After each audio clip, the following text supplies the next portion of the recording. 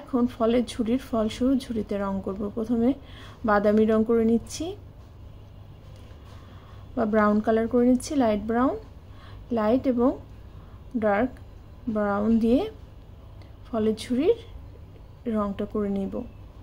এখন ডার্ক ব্রাউনও কিন্তু বা গাঢ় বাদামি যেটা, সেটা কিন্তু সব জায়গায় সমানভাবে দিব না, কোথাও হালকা করে কোথাও গাঢ় করে, ছবিতে যেভাবে দেখা যাচ্ছে সেভাবে রংটা করছি।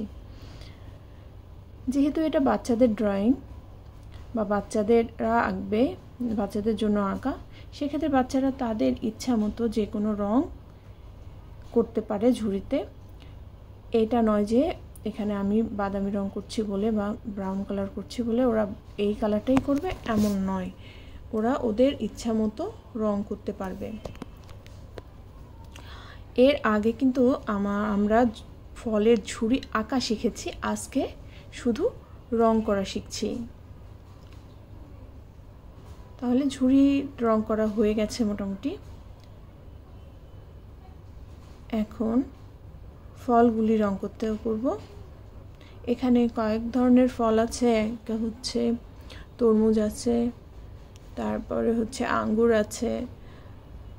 তরমুজের রং করছি, তরমুজের রং লাল হয়, তো লাল রংটা করে নিলাম।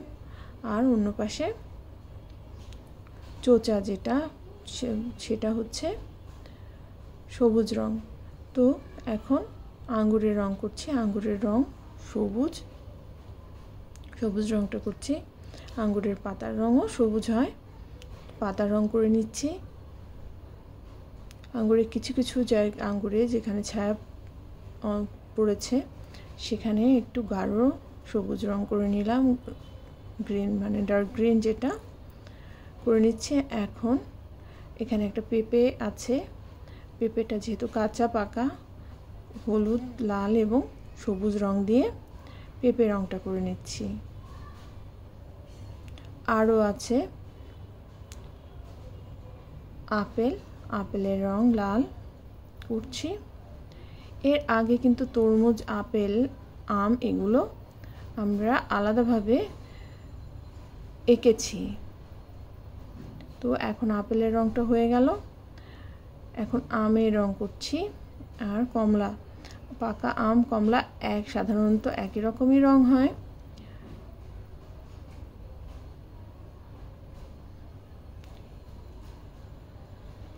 আমের, যেহেতু আমটা পাকা, আমি রং করে নিলাম।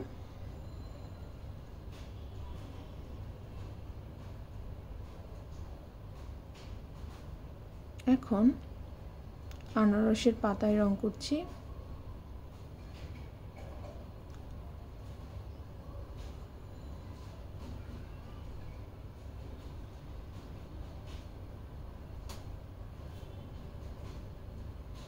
তরমুজে যে অংশটা সাদা রেখেছিলাম সে অংশে সাদা রং দিয়ে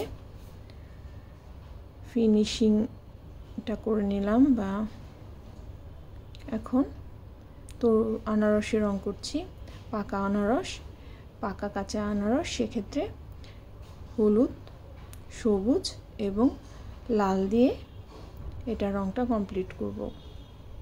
তো আনারসও হয়ে গেল। তাহলে ফলের ঝুড়ি কিন্তু আমরা রং করে ফেললাম আজকে। এইভাবে কিন্তু খুব সহজেই একটা ফলের ঝুড়ি রং করে নিতে পারি। হয়ে গেছে আমাদের ফলের ঝুড়ি।